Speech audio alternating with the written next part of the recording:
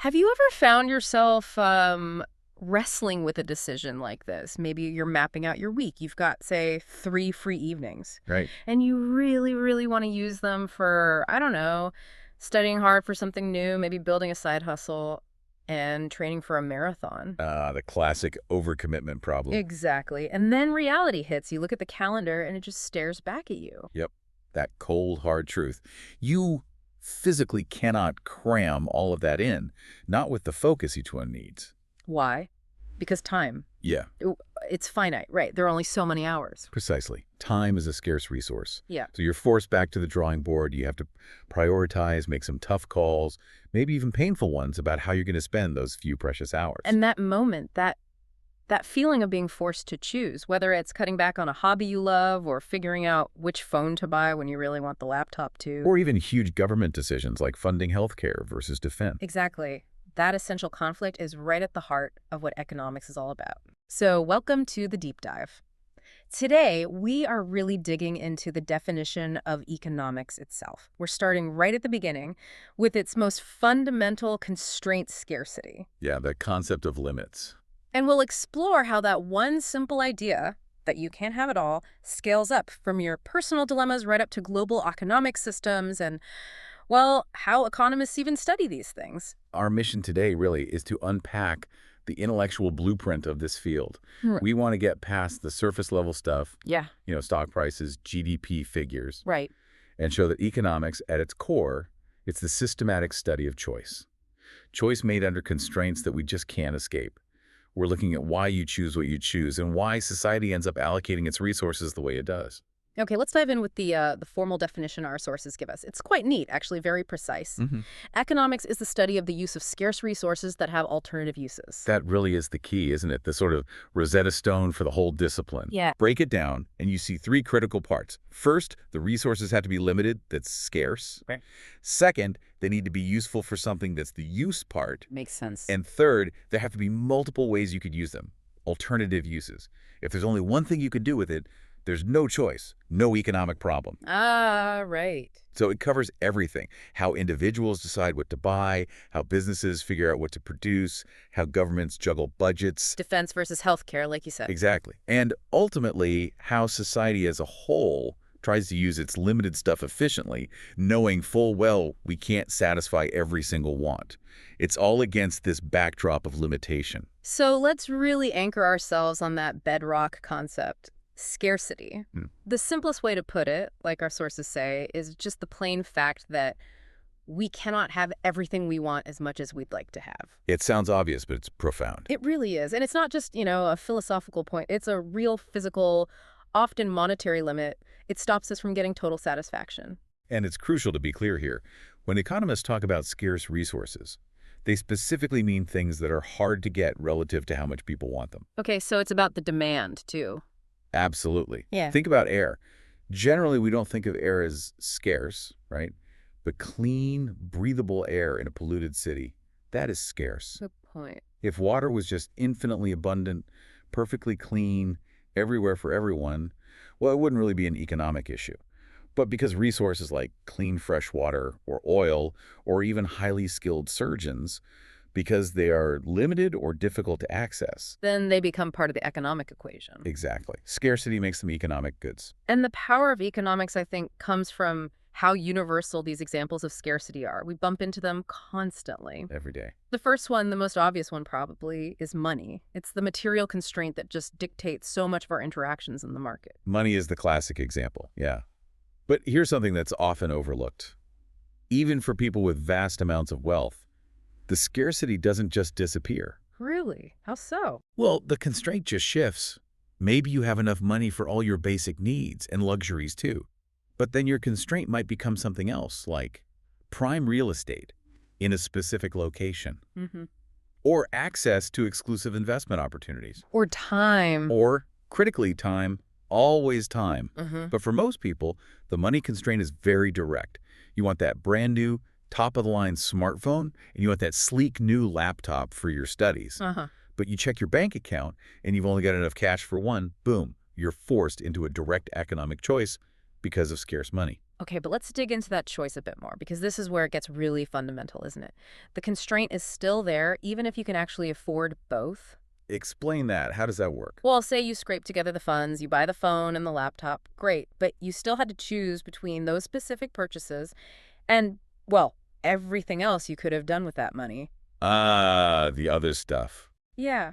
Every single dollar you spent on those gadgets is a dollar you didn't put towards, say, a down payment on a house someday, or maybe a donation to a cause you believe in, or investing for retirement. That's the really deep insight about scarcity and money. You can fundamentally never have enough money. Why? Because human desires are wants. They're theoretically limitless. Right. You get the phone and laptop. And immediately, a new set of wants pops up. Maybe a better car, a bigger vacation, more financial security for the future.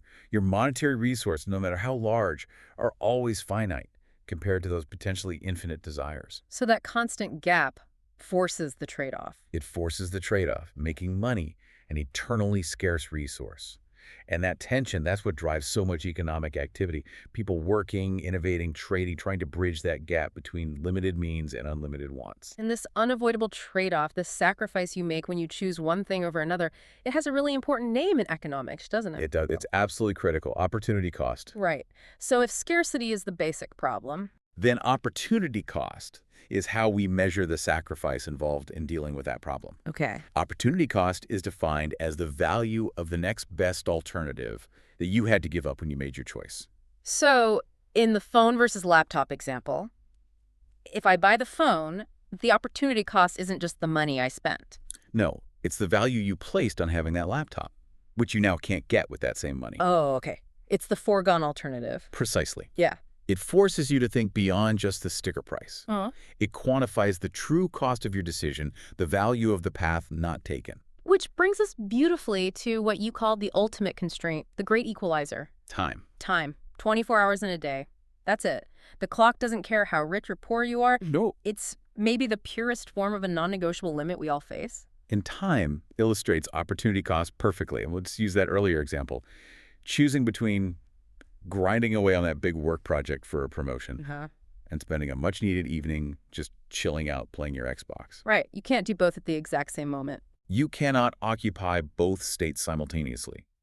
So if you choose to work those extra hours, the opportunity cost isn't zero. It's the leisure time, the enjoyment, maybe the stress reduction you gave up by not playing the Xbox. And even if you try to compromise, right? Say you work for 6 hours, then game for 2. The trade-off is still there, just at the margin. That 2 hours you spent gaming, that came at the cost of something else, maybe 2 hours of sleep. Or 2 hours you could have spent learning a new skill or connecting with family. Every minute allocated to one thing is a minute you can never get back for something else. Lost forever from the alternative uses. That makes time the ultimate scarce resource. There's no borrowing from tomorrow's time, no printing more hours. Okay, so let's tie this back together then.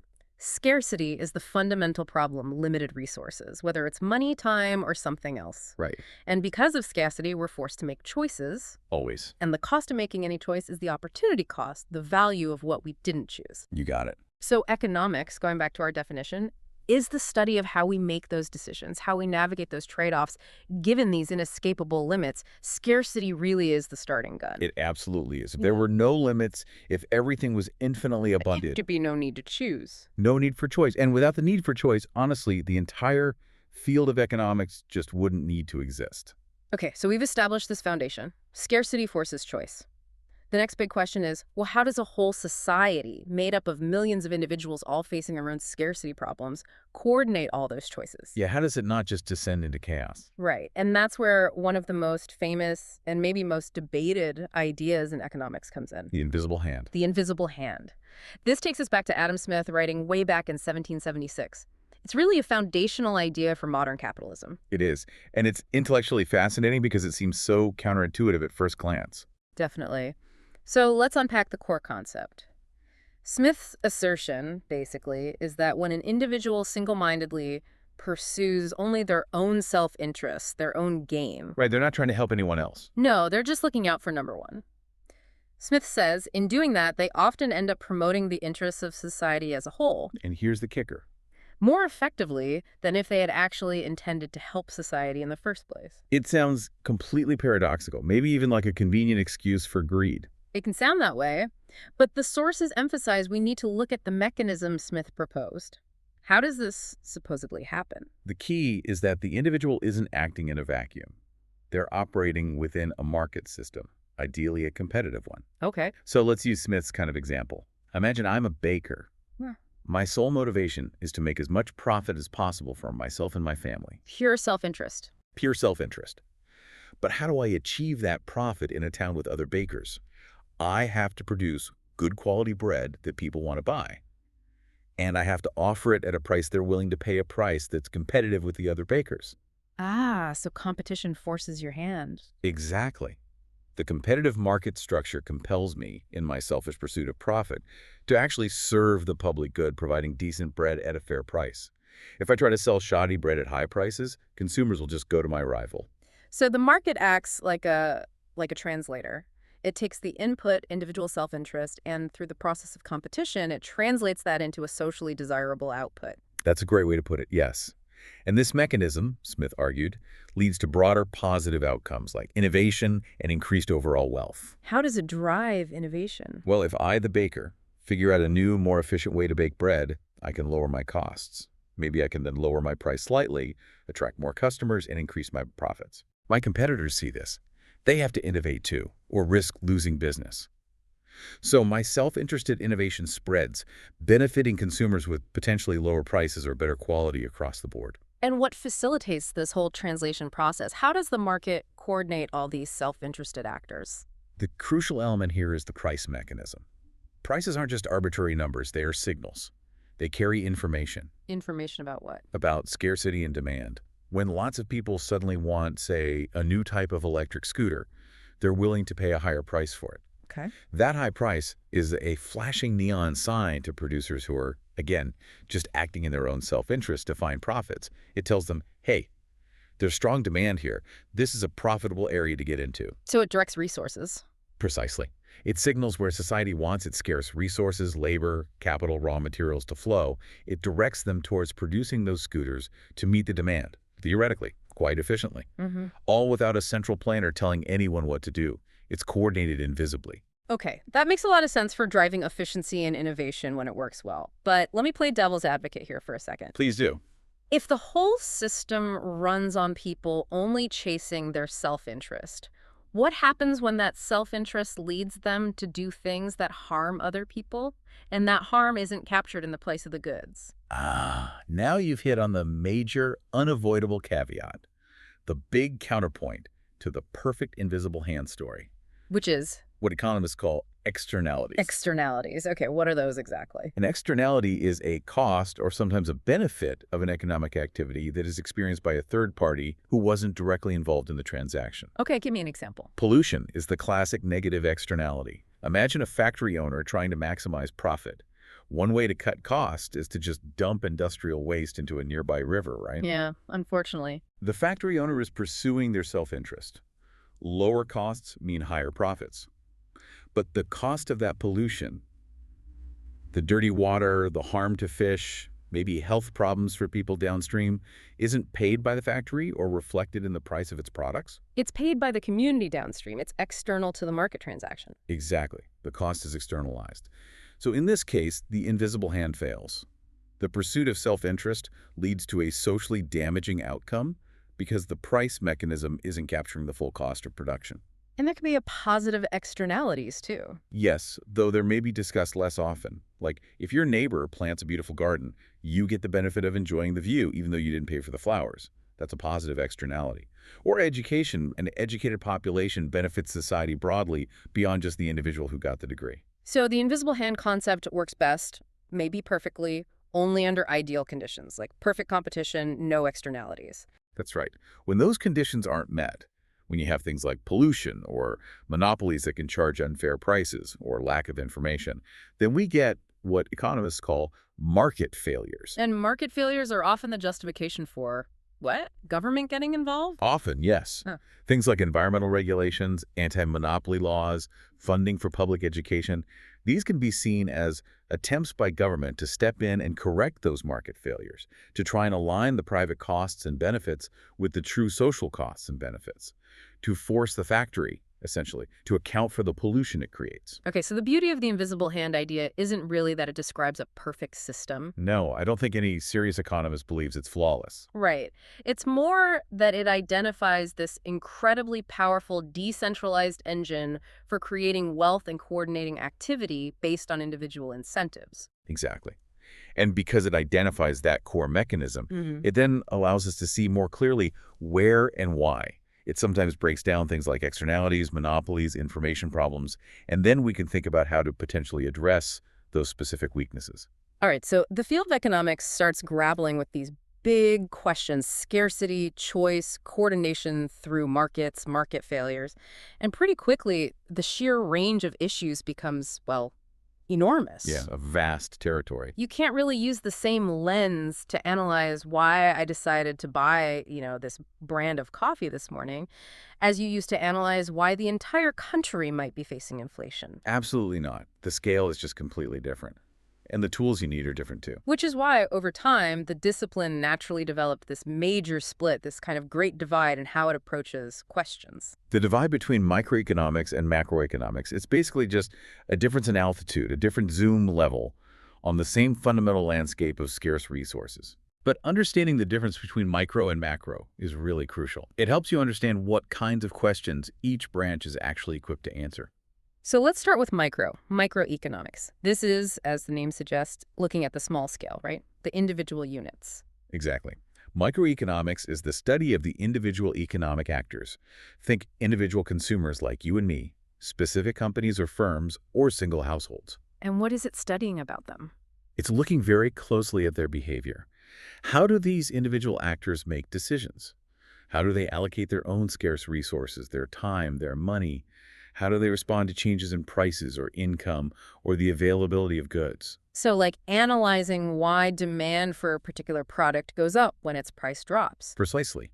Or how a specific company decides how much to produce to maximize its profit.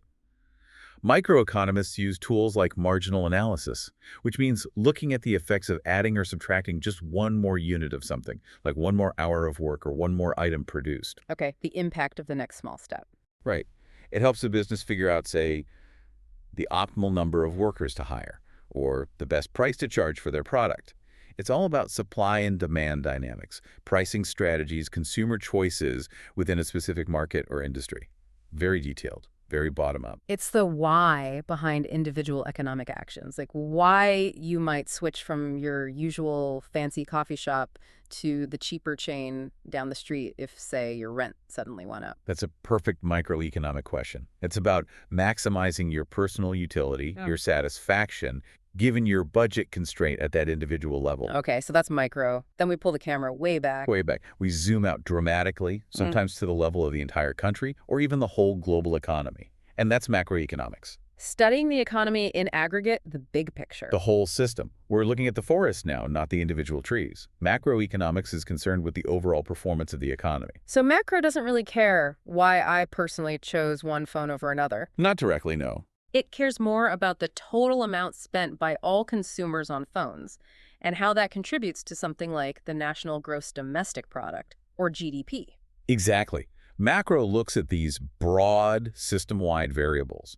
Overall economic growth, the national unemployment rate, the general level of prices, inflation or deflation, interest rates set by the central bank, government budget deficits, international trade balances. Big picture stuff. And this is where the major policy debates happen, right? This is definitely where most of the headline policy questions live. Yeah. Macroeconomists analyze things like, what are the likely effects on jobs and growth if the government raises taxes or cuts them? Uh-huh. What happens to borrowing and investment if the Federal Reserve raises or lowers interest rates?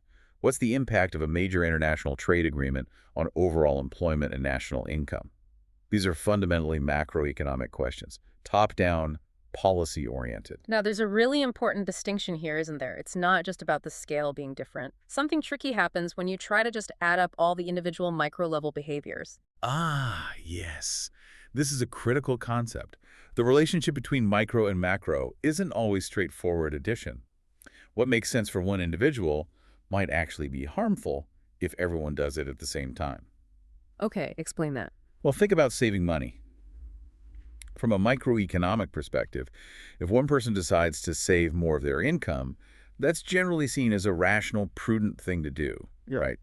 Builds personal wealth, security. Sure, makes sense for the individual. But now, scale that up to the macro level. What happens if everyone in the country suddenly gets nervous about the future and decides to drastically increase their savings all at once? Yeah. If everyone's saving, then nobody's spending. Exactly. If everyone stops spending, demand for goods and services plummets. Businesses see their revenues dry up, they might have to cut back production, lay off workers, Which makes people even more nervous, so they save even more. and you could potentially spiral into a recession. This is a classic example of what's called the fallacy of composition. The fallacy of composition, Uh, meaning Meaning that what is true or rational for an individual part, one person saving more, is not necessarily true or beneficial for the whole if everyone saves more simultaneously. wow. Okay, so a perfectly rational microeconomic decision, save your money, can actually become macroeconomically destabilizing if it happens en masse. Precisely. And that paradox, that tension between individual rationality and aggregate outcomes, is a core challenge in macroeconomics and why understanding policy effects is so complex. That distinction is absolutely key for understanding why governments sometimes intervene in ways that might seem counterintuitive at the individual level. It is. And it also highlights the huge methodological leap involved when you move from micro to macro.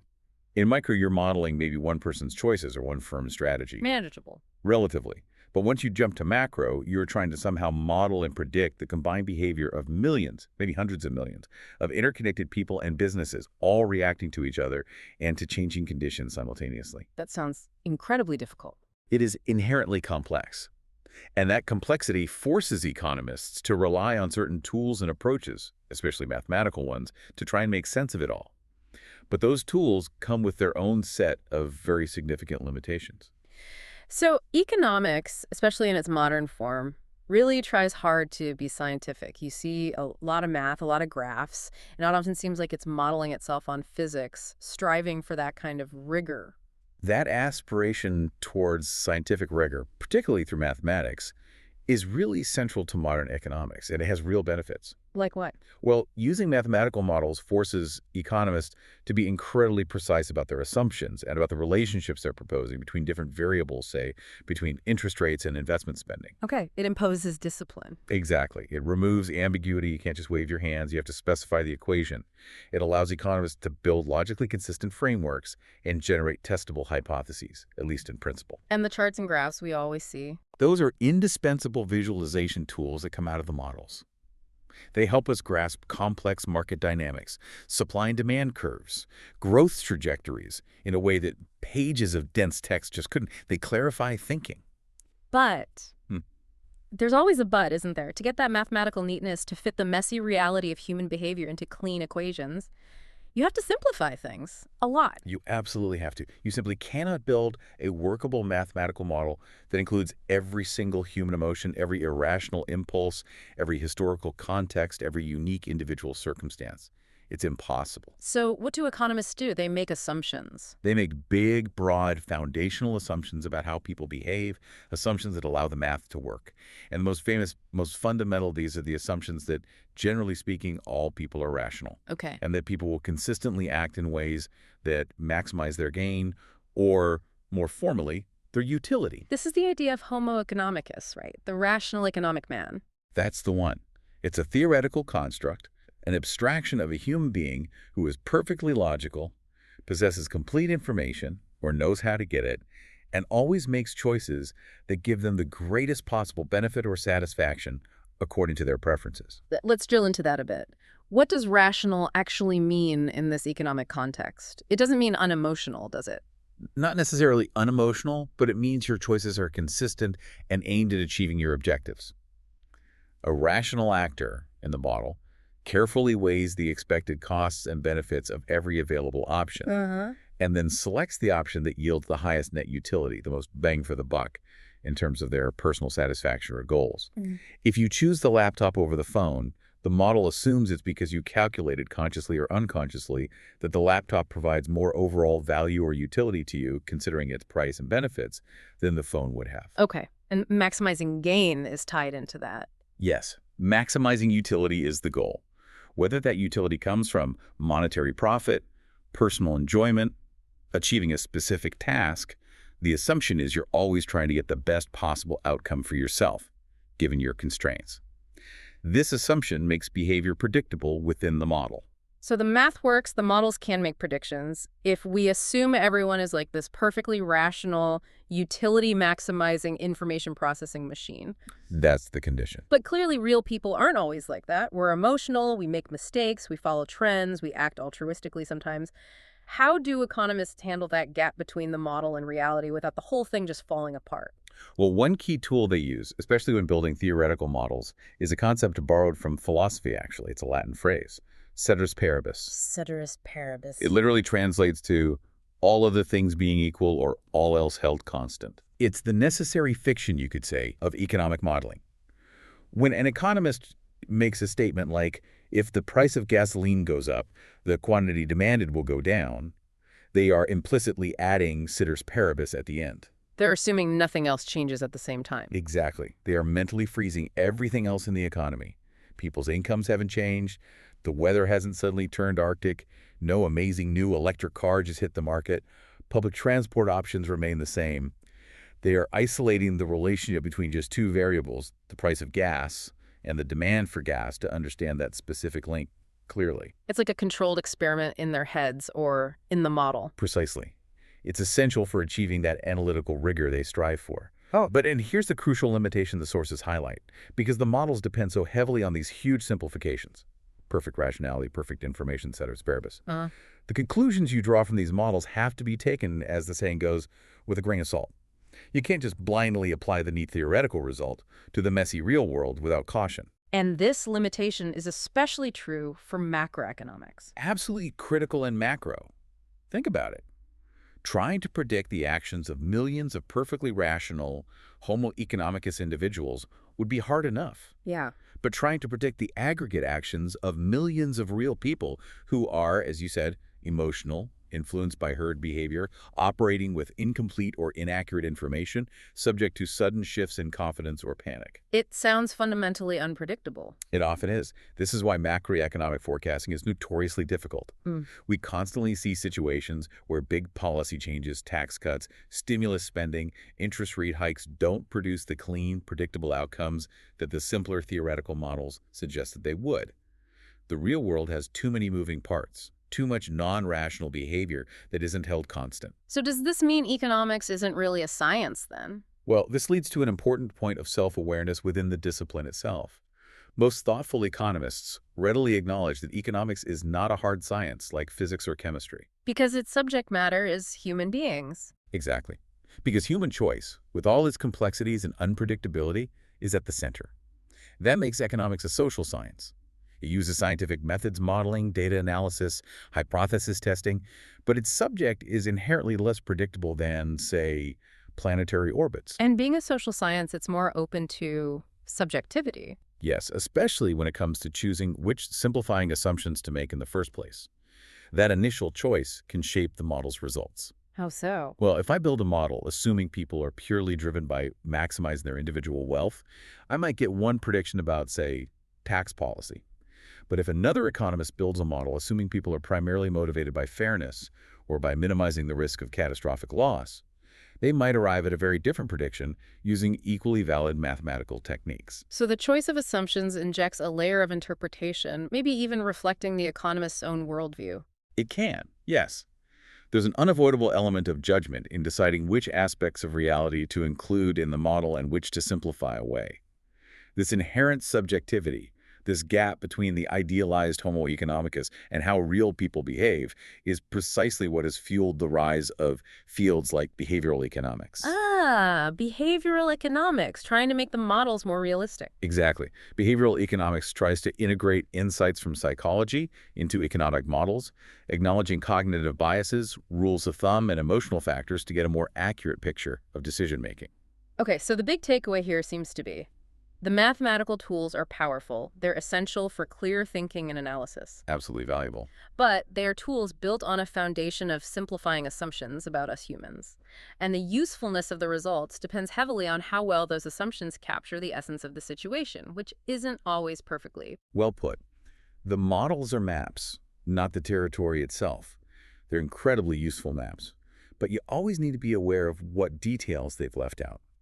Now, despite these methodological debates and limitations, the basic economic framework, thinking about scarcity, choice, costs, benefits, incentives, it provides an incredibly versatile lens for looking at the world. Yeah, it's not just about business pages. Not at all. And the kinds of questions economists ask using this lens tend to fall into two broad, fundamentally different categories. It's really important for anyone listening to understand this distinction. Okay, what are the two types?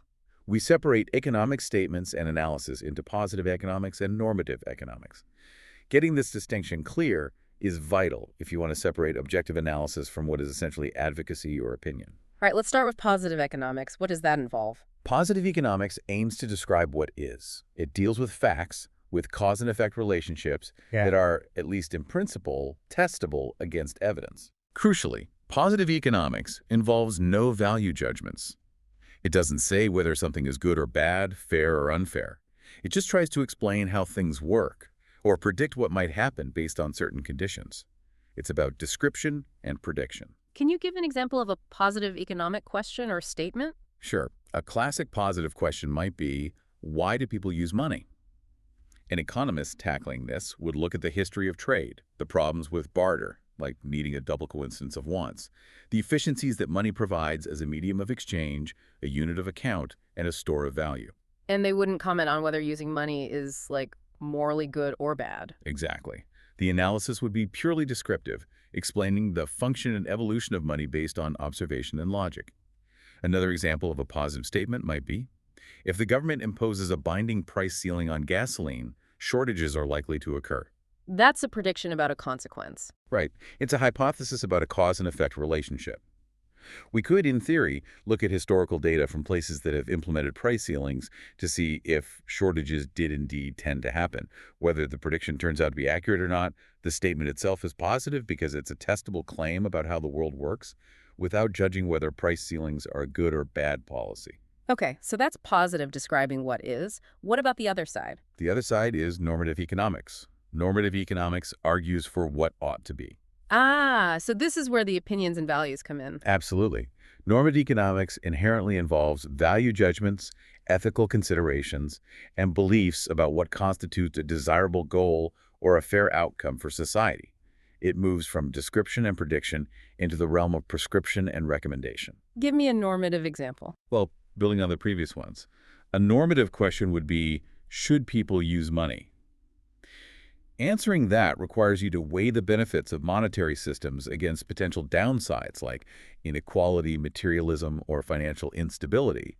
You have to bring in your values about what kind of society is preferable. So it's about ethics and philosophy as much as economics. It blends into them, yes. Or take the minimum wage example. A positive statement was about the potential effect on unemployment.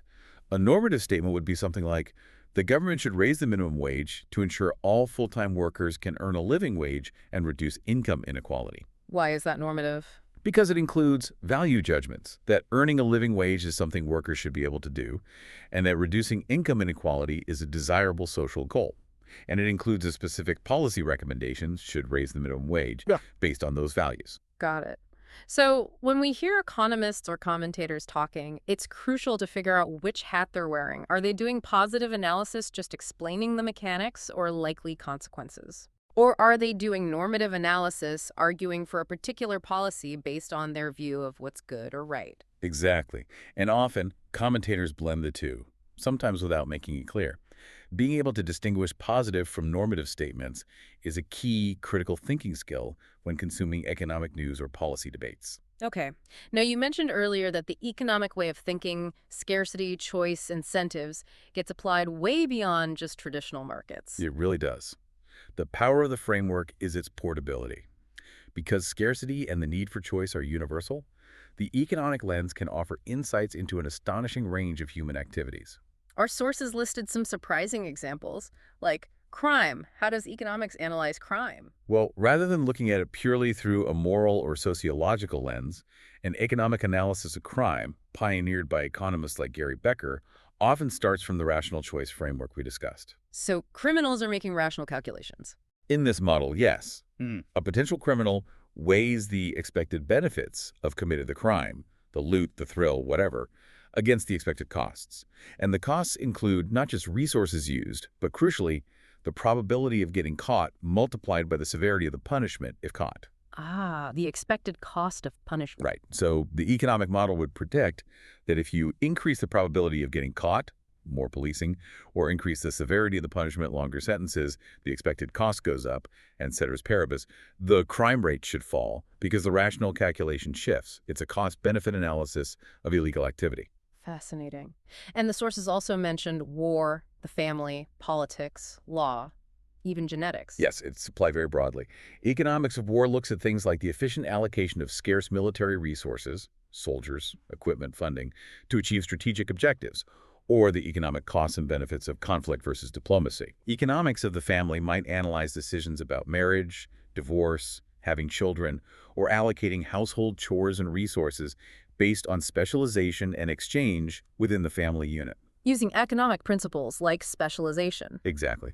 Economics of law analyzes how different legal rules, like property rights or contract enforcement, create incentives that affect people's behavior and economic outcomes. Politics gets analyzed through public choice theory, looking at politicians, voters, and bureaucrats as rational actors pursuing their own interests within the political marketplace. It really does seem to get everywhere. It does. And this really underscores, I think, the true power and scope of economics. It's fundamentally not just about money or stocks or factories, although those are important applications. It's a way of thinking. It's a systematic way of thinking about choice under constraint. It provides a powerful, disciplined methodology for analyzing behavior and outcomes whenever decisions have to be made about allocating limited resources, time, money, attention, political capital, whatever, among competing alternative uses. That's why it can be applied to so many different domains of life. Hashtag tag outro. Wow, okay. We have covered a huge amount of ground today, really getting into the fundamental architecture of economics. Let's try and quickly recap the main pillars we explored. Sounds good.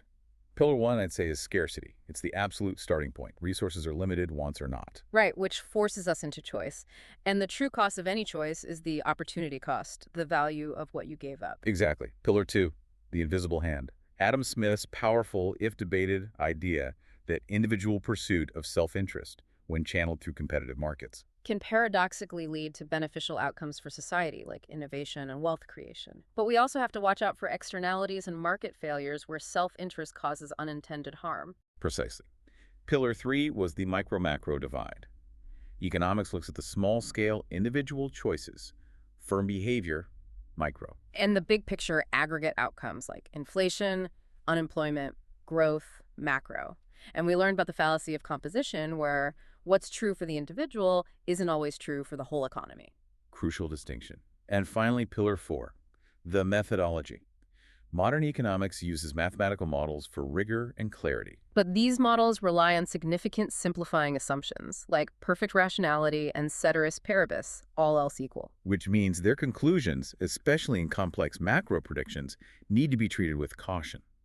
It's a powerful social science, but not a perfect predictive machine like physics. Understanding these core concepts, scarcity, opportunity costs, the invisible hand, micro versus macro, the role of assumptions really gives you, the listener, a much stronger toolkit. Definitely. You can better analyze the decisions you see being made every day by individuals, by businesses you interact with, by governments setting policy. It provides a critical filter, doesn't it, for understanding the news, interpreting data, and seeing the hidden choices and trade-offs behind the headlines. You're much better equipped to see the why behind the numbers and maybe question the assumptions being made. Which brings us to our final provocative thought for you to mull over, building on that idea of assumptions. Okay. Given that so much of standard economic modeling rests on that foundation of Homo economicus, the assumption that people are fundamentally rational and always act to maximize their utility or gain. Right, that cornerstone assumption. What would the entire field of economics look like if we flipped that foundational assumption on its head? Interesting. What if we started from a different place entirely? Yeah. What if the core bedrock assumption wasn't rationality, but maybe something else.